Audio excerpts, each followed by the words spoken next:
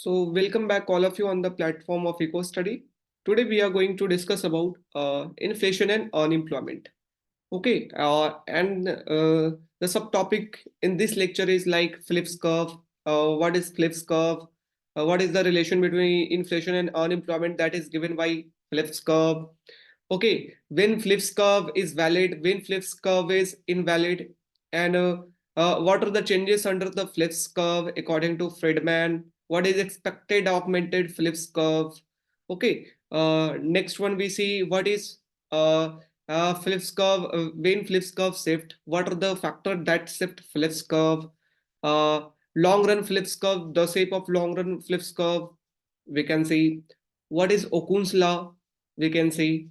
What is aggregate demand के through हम देखेंगे कि growth in output and natural growth in output के बीच में क्या रिलेशन है.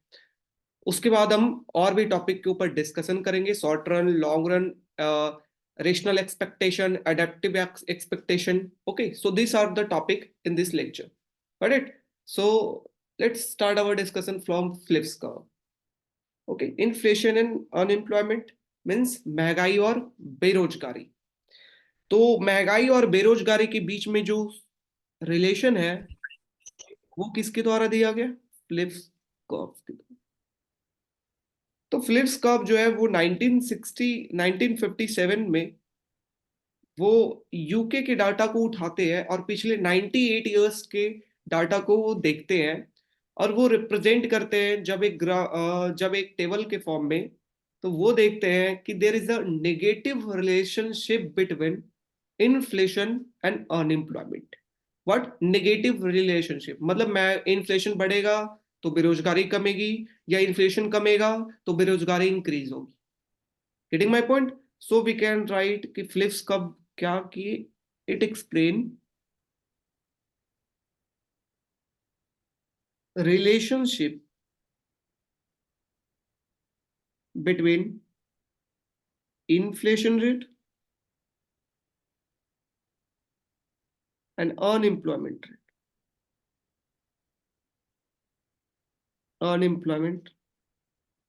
rate. Getting my point? इनका कहना था कि अगर अनएम्प्लॉयमेंट क्या है आपका, लेट सपोज आपका अनएम्प्लॉयमेंट क्या है, कम है. अगर अनएम्प्लॉयमेंट कम है मीन्स लोग मार्केट के अंदर बेरोजगार क्या है, कम है. तो अगर लेबर का डिमांड कर रहा है कोई कंपनी, लेट सपोज डिमांड कर रहा है, डिमांड फॉर लेबर. अगर आप लेबर का डिमांड करेंगे, अनएम्प्लॉयमेंट कम है, लेबर का अगर डिमांड आप करेंगे, मार्केट में लेबर ऑलरेडी कम है, तो उनको एम्प्लॉयमेंट देने के लिए वेज आपको ज्यादा देना पड़ेगा. अगर वेज ज्यादा कंपनी दे रही है तो वो कहाँ मेंटेन करेगी? प्राइस ज्यादा करके. प्राइस ज्यादा करने का मतलब क्या है आपका? मार्केट के अंदर इन्फ्लेशन जो कि पाई से रिप्रेजेंट कर रहे हैं, तो आपका क्या आ जाएगा?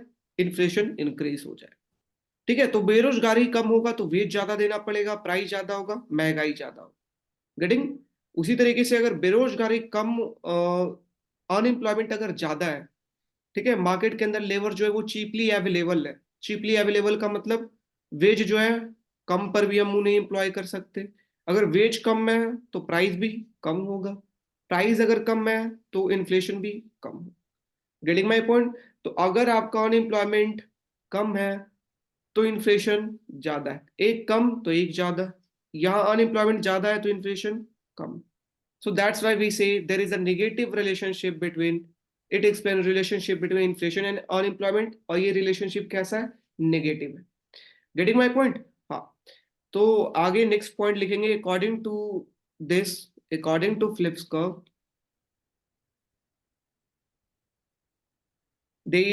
there is inverse relationship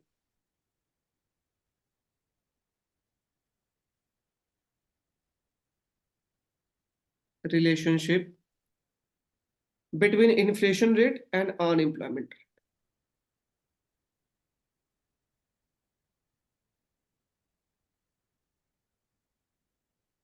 okay, या हम नेगेटिव रिलेशनशिप कह सकते, या हम कह सकते देयर इज ट्रेड ऑफ, ये भी कर सकते इनवर्स रिलेशनशिप. और there is a trade off between, trade off का मतलब अगर आप महंगाई को कम करना चाहते हैं तो बेरोजगारी आपको ज्यादा होगा. अगर बेरोजगार आप अनएम्प्लॉयमेंट को कम करना चाहते तो आपका इन्फ्लेशन ज्यादा होगा। Getting my point? तो एक पे आप पावर रखेंगे तो दूसरा आपके हाथ से जाएगा, दैट इज ट्रेड ऑफ। तो अगर हम इसे कर्व के थ्रू देखते हैं तो वर्टिकल एक्सिस पे आपका इन्फ्लेशन, हॉरिजॉन्टल पे अनएम्प्लॉयमेंट।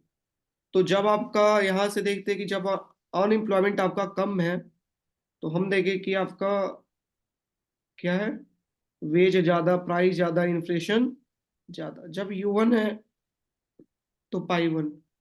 जब अनएम्प्लॉयमेंट ज्यादा है तो लेबर चीपली अवेलेबल है, वेज कम, प्राइस कम, इन्फ्लेशन कम।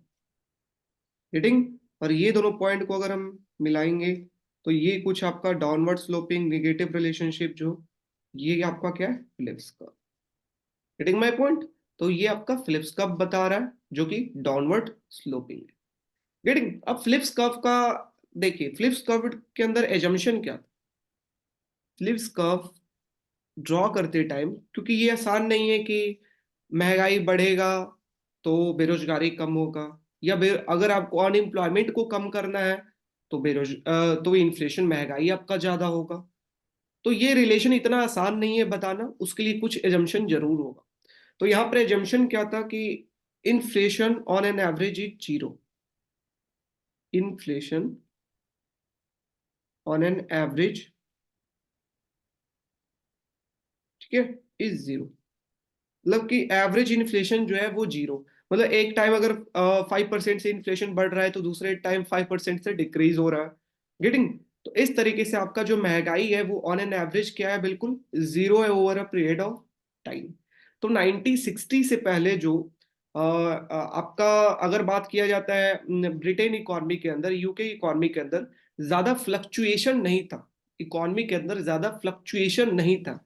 ठीक है, महंगाई बढ़ रहा है तो फिर कम भी रहा है। दैट्स वाई एवरेज जो इन्फ्लेशन था वो जीरो था। Getting my point? तो ये एजम्पशन इज इंपॉर्टेंट वन कि एवरेज इन्फ्लेशन क्या होना चाहिए, जीरो होना चाहिए। तब हमारा क्या होगा, तब हम कह सकते हैं हाँ देर is a negative relationship between inflation and unemployment. Getting? हाँ, अगर हम पाई और यू को एक्सप्रेस करते हैं रिलेशनशिप में, इक्वेशन के फॉर्म में, तो हम कैसे लिख सकते हैं, pi t is equal to u plus z minus alpha u t. ये यू क्या है, मार्कअप है, markup, that is profit. Z क्या है, अदर वेरिएबल। जब हम बेस सेटिंग रिलेशन का देखे थे वहां पर क्या था, बेस सेटिंग रिलेशन में W/P is equal to function of expected price, unemployment rate and Z. यही तो था आपका, है ना, बेस सेटिंग। तो ये जेड अदर वेरिएबल जिसके अंदर अनएम्प्लॉयमेंट बेनिफिट, अनएम्प्लॉयमेंट इंश्योरेंस आता है। ये अल्फा क्या बता रहा है, प्रोपोर्शन बता रहा है, प्रोपोर्शन, प्रोपोर्शन, ये प्रोपोर्शनलिटी। Getting my point? तो ये इक्वेशन आपका बता रहा है, ये मैथमेटिकल इक्वेशन आपका बता रहा है क्या, कि there is a negative relationship. देख सकते हो ये नेगेटिव है, अनएम्प्लॉयमेंट और इन्फ्लेशन के बीच में क्या है, नेगेटिव रिलेशनशिप। क्या है, नेगेटिव रिलेशनशिप। तो ये आपका बता रहा है। Getting my point? तो यही डाटा जो है फिलिप्स कर्व जो है उस टाइम पे बहुत वैलिड माना गया, क्योंकि यूके के साथ साथ यूएस का भी डाटा को जब उठा करके देखा गया तो 1960 से पहले जो है वो अनएम्प्लॉयमेंट और इन्फ्लेशन के बीच में जो है वो ट्रेड ऑफ देखा जा रहा था कि हाँ, जब महंगाई बढ़ रही तो बेरोजगारी कम है, और जब बेरोजगारी कम है तो महंगाई ज्यादा है। तो ये ट्रेंड देखा जा रहा था, इसलिए इस डाटा को, इस जो दिया गया था इक्वेशन, जो कर्व रिलेशन, इसे एक्सेप्ट किया गया इकोनॉमिस्ट के द्वारा। बट आफ्टर 1960, आफ्टर 1960, तो 1960 के बाद क्या हुआ, तो 1960s के बाद 70s के टाइम पे आपका 1973 के अंदर फर्स्ट ऑयल क्राइसिस आई, जहां पर OPEC, oil and petroleum exporting country का गठन हुआ। और जितने देश है उसने क्या किया, सप्लाई, ऑयल का सप्लाई को क्या किया, कम किया, जिसके कारण प्राइस दो जो है वो ट्रिपल हो गया बिल मार्केट के अंदर, जिसके कारण मार्केट के अंदर inflation, inflation, supply of oil, inflation, एक 1973, फिर से एक बार नेक्स्ट टाइम फिर से आपका 1978 के टाइम भी यही चीज हुआ, फिर से इन्फ्लेशन इंक्रीज हुआ। तो इस कारण अब मार्केट जो था वो स्टेबल नहीं था, अनस्टेबल था। जो फिलिप्स कर्व के द्वारा कहा गया कि एवरेज इन्फ्लेशन जो है वो over a period of time zero होगा, बट यहाँ पर जो एवरेज इन्फ्लेशन था वो क्या था, पॉजिटिव के अंदर था। क्या था, पॉजिटिव के अंदर। That's why this relation does not hold. ये रिलेशन जो है वो होल्ड नहीं कर रहा था ड्यूरिंग 1970 1980s। तो फिलिप्स कर्व जो था उसका वैलिडिटी जो है वो डिक्रीज होना स्टार्ट हुआ। Getting my point. तो हम क्या लिखेंगे 1960s के बाद क्या हुआ, average inflation is not equal to zero, equal to zero, but it is positive, it is positive. Okay. तो इस कारण क्योंकि और ये पॉजिटिव होने के कारण जो है वो लोग अब जो है वो जानते थे कि आने वाले टाइम में जो है वो एवरेज इन्फ्लेशन जीरो नहीं होगा, कुछ पॉजिटिव होगा। इसलिए वो अब एक्सपेक्टेशन फॉर्म करने लगे इन्फ्लेशन का। ठीक है, तो जो हमारा फार्मूला पहले था, जो आपने फार्मूला ऊपर लिखा था पाई टी इज इक्वल टू, अब उसमें कुछ एक्सपेक्टेशन को उन्होंने ऐड कर दिया कि आने वाले टाइम में अच्छा इतना एक्सपेक्टेशन होने वाला है। Getting my point. तो ये सिर्फ फार्मूला के अंदर आपका चेंजेस हुए। गेटिंग। तो अगर हम इस फार्मूला में इसे अगर इधर लेकर के जाएं, तो ये एक्चुअल इन्फ्लेशन, ये क्या बता रहा है, टी पीरियड का मतलब एक्चुअल इन्फ्लेशन, और माइनस क्या, एक्सपेक्टेड इन्फ्लेशन। गेटिंग, कि एक्चुअल उसने 5% लिया, कि एक्चुअल अभी इन्फ्लेशन 5% का था, एक्सपेक्टेड उसने 3% किया था। Getting my point. U plus z minus alpha u, ये क्या है, actual minus expected, that is change in inflation. तो change in inflation rate is equal to what, that is negative of unemployment, negative of unemployment, unemployment. Getting my point. तो ये आपका 1970s के time पे आपका क्या हुआ, एवरेज जो है वो इक्वल अब आपका पॉजिटिव है, जिसके कारण आपका नया एक एक्सपेक्टेड इन्फ्लेशन जो है वो ऐड हो गया फार्मूला के अंदर। ठीक है, तो change in inflation rate is equal to negative of unemployment. देखिए, क्योंकि अब फिलिप्स कर्व जो था वो वैलिड नहीं था, इसलिए अब नया आपका उस फिलिप्स कर्व को मॉडिफाइड किया गया। ठीक है, फ्रीडमैन के द्वारा फिलिप्स कर्व को मॉडिफाइड किया गया और उसे क्या कहा गया, expected augmented Phillips curve. Okay, Friedman, Milton Friedman के द्वारा जो है वो मॉडिफाइड किया। ठीक है, क्योंकि फिलिप्स कर्व जो था वो जो डाटा जो रिलेशनशिप है वो वैलिड नहीं शो कर रहा था, because average inflation is not equal to zero. Getting, inflation जो था वो पॉजिटिव था।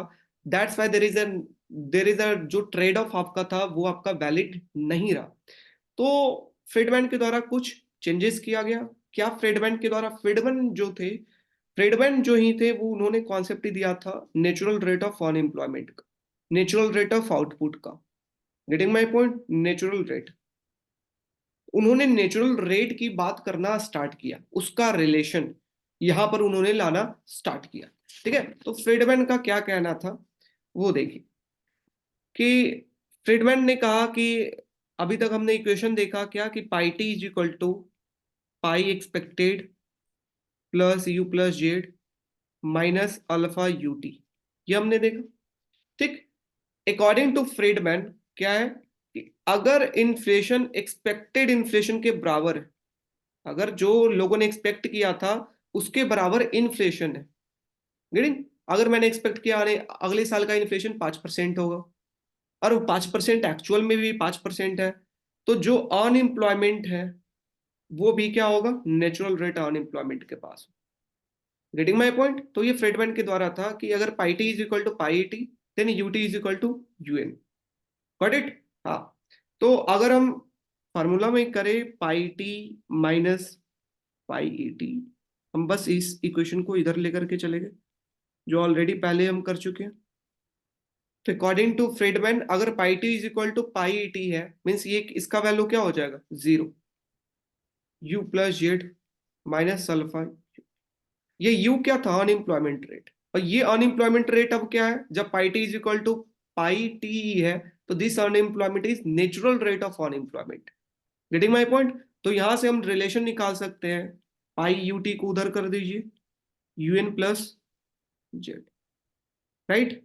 तो यहां पर pi is equal to what, u plus z by u t, right. ये अल्फा को नीचे,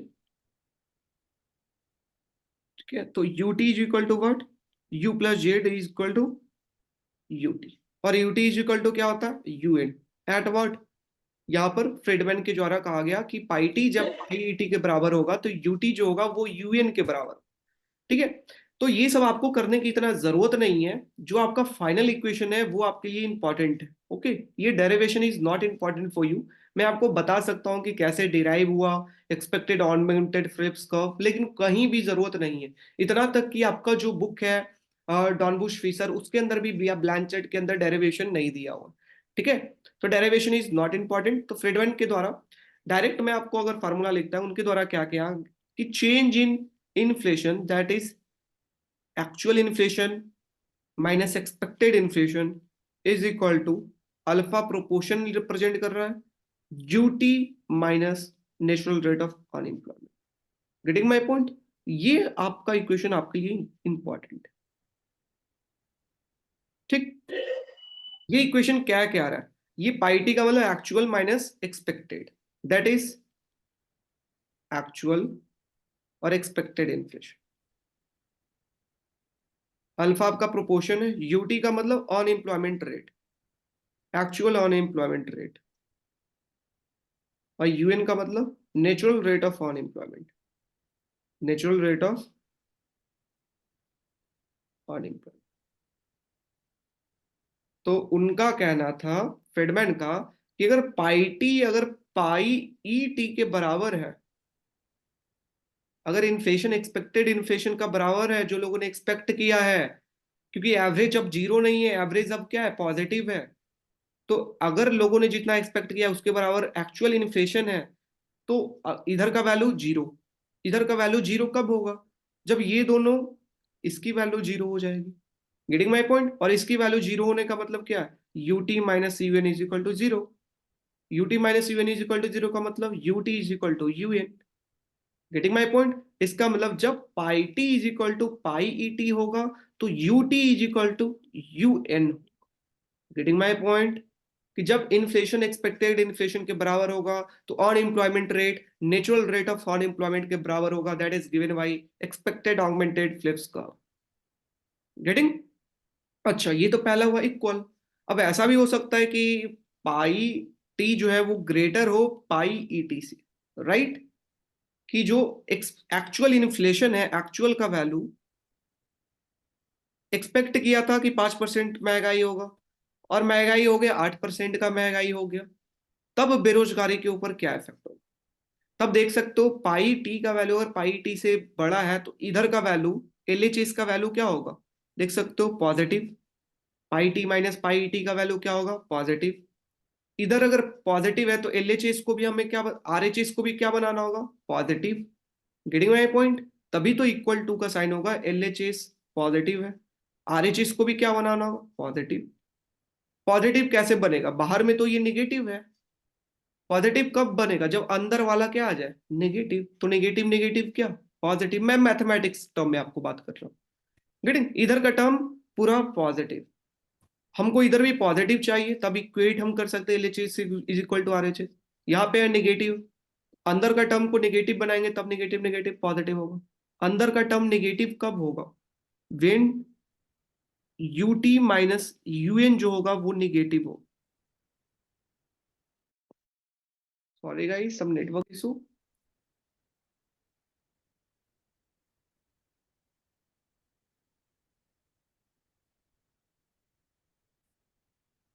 सो हमें क्या, दोनों तरफ पॉजिटिव चाहिए, इधर नेगेटिव है तो अंदर को नेगेटिव बनाना पड़ेगा। नेगेटिव का मतलब u2 minus un is equal to negative. Okay, तो इसे अगर अरेंज करें तो ut is less than un। इसका मतलब क्या है कि जब इन्फ्लेशन, एक्चुअल इन्फ्लेशन ज्यादा है एक्सपेक्टेड से, तो जो अनएम्प्लॉयमेंट रेट है वो क्या है अभी का, कम होगा than natural rate. Getting my point? तो ये टर्म आपको याद रखना है कि जब expect actual is greater than expected, then unemployment rate, actual जो है वो कम होगा नेचुरल रेट्स। वैसे भी सोच सकते हो अगर अभी महंगाई ज्यादा है एक्चुअल में, तो अभी बेरोजगारी क्या होगा, कम होगा जितना natural. That is negative relationship. Getting? उसी तरीके से अगर अभी महंगाई कम हो, लेट सपोज कि अभी का जो महंगाई है, actual inflation is less then expected inflation, अगर महंगाई कम है तो बेरोजगारी अभी क्या होगा, ज्यादा होगा जितना natural rate. Getting my point? तो ये तीन आपको इक्वेशन जो दिया गया है एक्सपेक्टेड ऑगमेंटेड रिस्क कर्व, उन्होंने भी कहा कि there is a negative relationship between inflation and unemployment, ये फ्लिप्स कर्व के द्वारा कहा गया। But we defined expected augmented Phillips curve as there is a negative relationship between unanticipated inflation, unanticipated inflation and cyclic unemployment। ठीक है, तो directly inflation और unemployment नहीं, अनएंटिसिपेटेड, जो अनएंटिसिपेटेड इन्फ्लेशन है जिसे हम एंटिसिपेट नहीं कर सकते हैं, और cyclic unemployment means natural rate से ज्यादा होना कम होना, दैट इज साइकिल। तो ये दोनों के बीच में नेगेटिव रिलेशनशिप है जो कि एक्सपेक्टेड ऑगमेंटेड फ्लिप्स कर्व के द्वारा दिया गया, and this is your equation of expected augmented Phillips curve. Getting? तो यहां से देख सकते हो जब इन्फ्लेशन एक्चुअल ज्यादा होगा एक्सपेक्टेड से, तो अनएम्प्लॉयमेंट रेट कम होगा अभी देन नेचुरल से। गेटिंग? तो ये थी, this is your expected augmented Phillips curve. Okay, next we talk about what is Okun's law. Okay, Okun's law से पहले first of all we discuss what is NAIRU. यहीं पे हम डिस्कस करते हैं नाइरू। ठीक है, नाइरू क्या है? That is NAIRU। नाइरू का मतलब हम डिफाइन करेंगे non accelerating inflation rate of unemployment. ठीक है, non accelerating inflation rate of unemployment. Getting my point? इसका मतलब क्या है कि हम कहां पर आपका कौन सा रेट ऑफ अनएम्प्लॉयमेंट है जहां पर हम इन्फ्लेशन और एक्सपेक्टेड इन्फ्लेशन को हम जीरो रखें, मतलब कौन सा रेट ऑफ अनएम्प्लॉयमेंट है, इसे अगर डिफाइन करना है दैट कह सकते हैं the rate of unemployment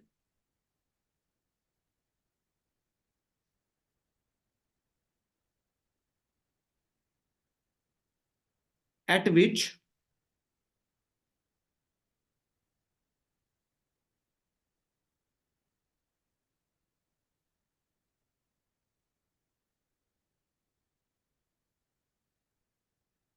inflation is required to keep constant,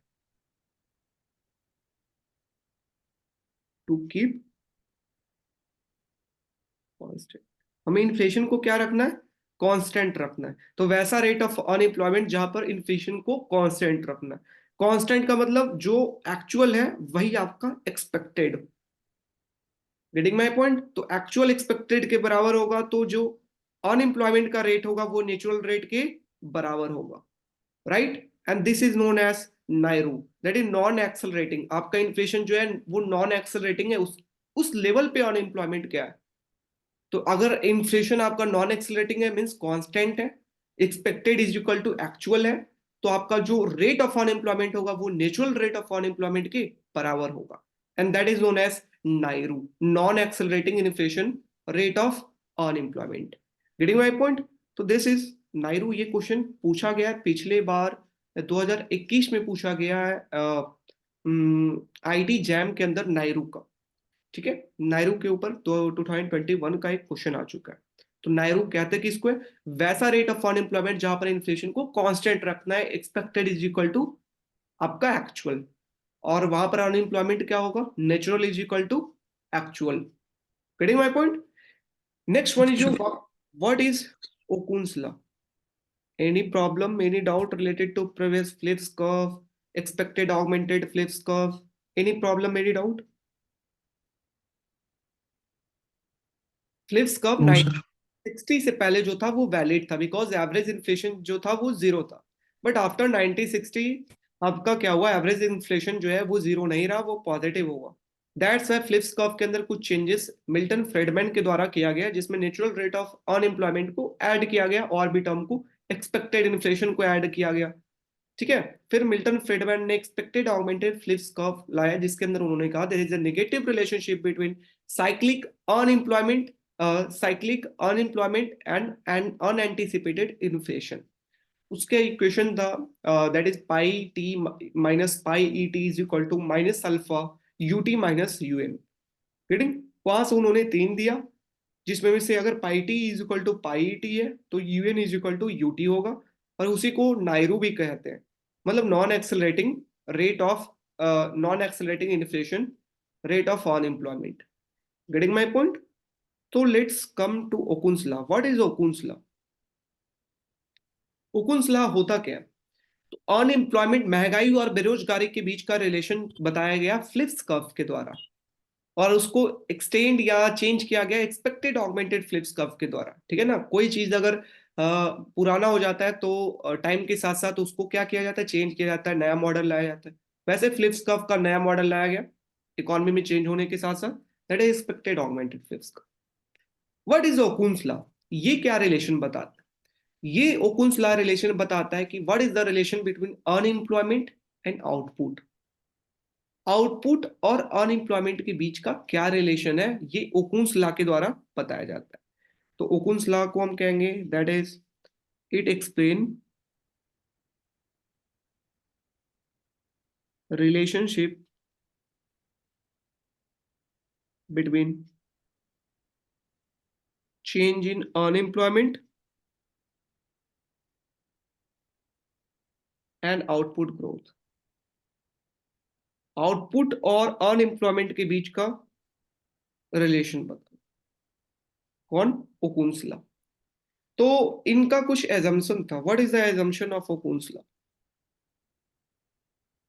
assumption पहला था that is labour force is not constant. Labour force जो है वो कांस्टेंट नहीं है, वो वैरी करते रहे। गेटिंग माय पॉइंट, पहला। दूसरा कहना था there is no one to one relationship between output and unemployment, between output and unemployment. Reading, मतलब ऐसा नहीं है कि एक यूनिट अगर हम अनएम्प्लॉयमेंट को डिक्रीज करें तो एक यूनिट आउटपुट इंक्रीज होगा, ये आपका रिलेशन नहीं है। Getting my point. तो ये आपका दो एजम्पशन माना गया, और ये एजम्पशन के आधार पर जो ओकुन्सला है उन्होंने आपका इक्वेशन दिया, और उन्होंने क्या मैथमेटिकल इक्वेशन के टर्म में उन्होंने रिप्रेजेंट किया कि यू टी माइनस वन, मतलब टी मतलब टी माइनस वन का मतलब अभी का पीरियड या पिछले प्रीवियस ईयर का जो अनएम्प्लॉयमेंट है, टी का मतलब अभी जो अनएम्प्लॉयमेंट है। Getting my point, this is actual and this is previous year past. Getting T minus one period is equal to minus 0.4 growth rate of YT minus 3%, getting minus 3%, या 3% के जगह पे हम लिख सकते हैं, उनका कहना था कि नेचुरल जो ग्रोथ रेट है वो 3% है। हम यहाँ पर नेचुरल ग्रोथ रेट को हम जी वाई बार लिख सकते हैं। गेटिंग, ये आपका क्या है, एक्चुअल आउटपुट ग्रोथ उस पीरियड के टाइम पर, टी पीरियड में आपका आउटपुट का ग्रोथ कितना परसेंट हुआ है, and this is natural output growth. Output growth. Got it. तो ये जो आपका इक्वेशन है ये किसके द्वारा दिया गया, ओकुन्स लॉ के द्वारा। तो इस इक्वेशन से हम ये 0 हेलो। दिस 0.4, क्योंकि उन्होंने प्रोपोर्शन ये 1:1 नहीं बताया, उन्होंने डिराइव अच्छा, करके फार्मूला निकाला कि ये अल्फा का वैल्यू जो है वो 0.4 है। गेटिंग। और ये GYT लिखा हुआ है, ये G है। GYT मीन्स टी पीरियड के अंदर वाई इज आउटपुट का growth level. GY means output का ग्रोथ, टी मीन्स टाइम, कौन सा पीरियड, टी के अंदर। Getting my point. इसे हम ऐसे भी लिख सकते हैं minus beta yes. GYT minus GY बार। उनके द्वारा ये जो GY बार का वैल्यू वैल्यू था वो कितना था, 3%। कितना, 3%। तो यहाँ पे हम 3% भी लिख सकते हैं।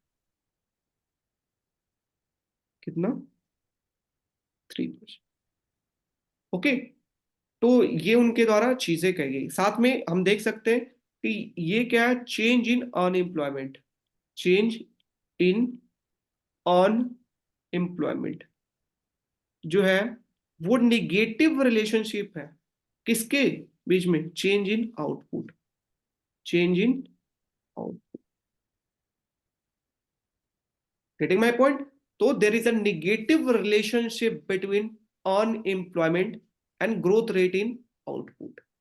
Getting my point. तो ये जो रिलेशनशिप आपने ओकुन्स लॉ में लिखा दिया, इट एक्सप्लेन रिलेशनशिप। रिलेशनशिप के आगे क्या ऐड करेंगे, नेगेटिव रिलेशनशिप। मैं डायरेक्ट बता सकता था, बट एक बार फार्मूला के थ्रू मैं बताया कि कैसे नेगेटिव है।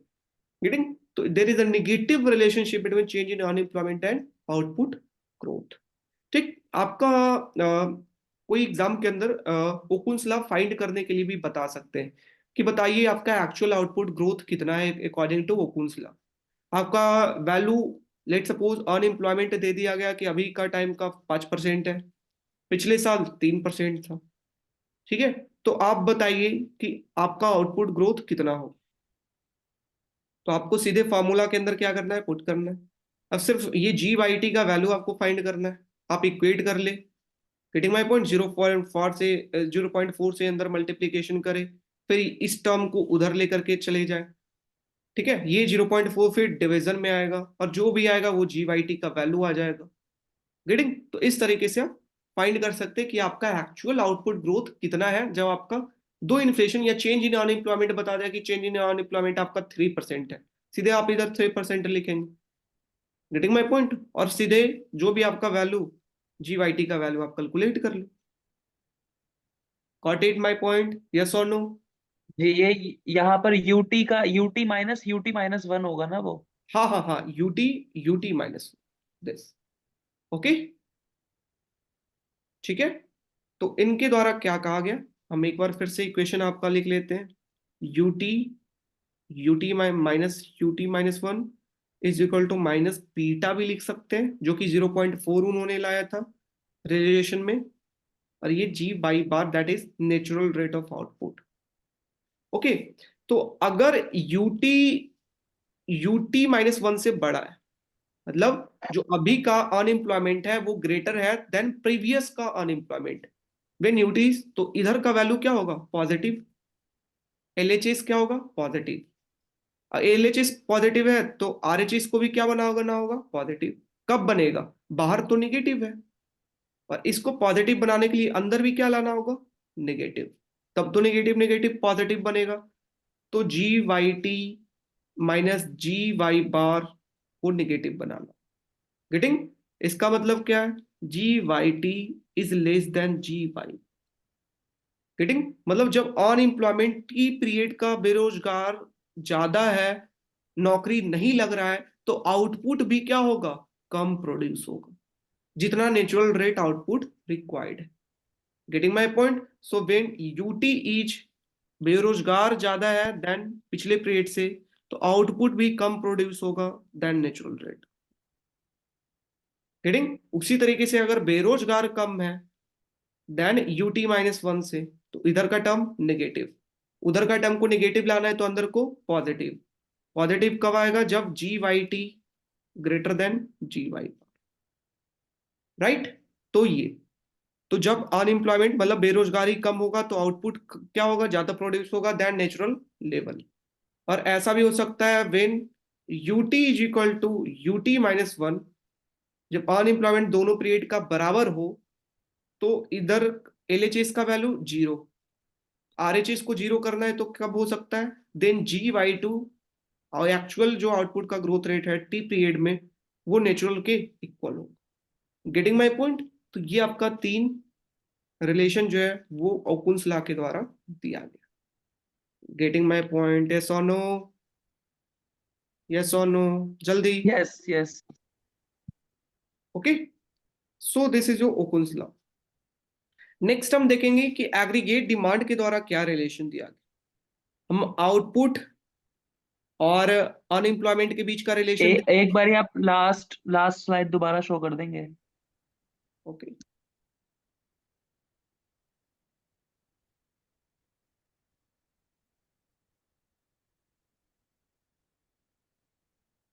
आउटपुट और अनएम्प्लॉयमेंट के बीच का रिलेशन ओकुन्स लॉ। अनएम्प्लॉयमेंट और इन्फ्लेशन के बीच का relation Phillips curve. Now we are going to see what is the relationship between money growth और आउटपुट, मतलब इन्फ्लेशन और आउटपुट के बीच का रिलेशन। ठीक है, तीन टर्म है। तीन टर्म क्या क्या है, एक तो इन्फ्लेशन हो गया that is represented by pi, एक तो अनएम्प्लॉयमेंट हो गया और एक आउटपुट हो गया वाई से। गेटिंग, ये इन्फ्लेशन और अनएम्प्लॉयमेंट के बीच का रिलेशन कौन, फ्लिप्स कर्व। आउटपुट और अनएम्प्लॉयमेंट का बीच का रिलेशन कौन, Okun's law. Now we are going to see inflation और आउटपुट के बीच का रिलेशन कौन, तो वो एग्रीगेट डिमांड का। Getting, we know aggregate demand क्या हम जानते हैं, क्वांटिटी थ्री ऑफ मनी से m v is equal to p y, right. In short run your velocity is what, constant. Short run के अंदर वेलोसिटी आपका कांस्टेंट होता है। अगर हम लॉग ले तो growth rate of money is equal to क्या आ जाएगा, लॉग हम लेंगे तो ये क्या आ जाता है, पॉजिटिव के अंदर आ जाता है कि inflation plus what, growth rate of output. Log हम लेते हैं तो लॉग में मल्टीप्लीकेशन अगर होगा तो वो एडिशन में कन्वर्ट होता है। Getting my point. हाँ, फिर हम लोग ग्रोथ रेट के साथ इसे डिवाइड किए तो ये आपका ये इक्वेशन आ गया कि growth rate of money is equal to what, growth rate of inflation जो है आपका plus growth rate of output. तो अगर इन्फ्लेशन देखे कि inflation pi t is equal to what, growth rate of money minus growth rate of output. Okay, so ये relation आया कि अगर इन्फ्लेशन आपका ज्यादा होगा, कब ज्यादा होगा, जब मनी का ग्रोथ रेट ज्यादा होगा आउटपुट का ग्रोथ रेट्स, तब आपका इन्फ्लेशन क्या होगा,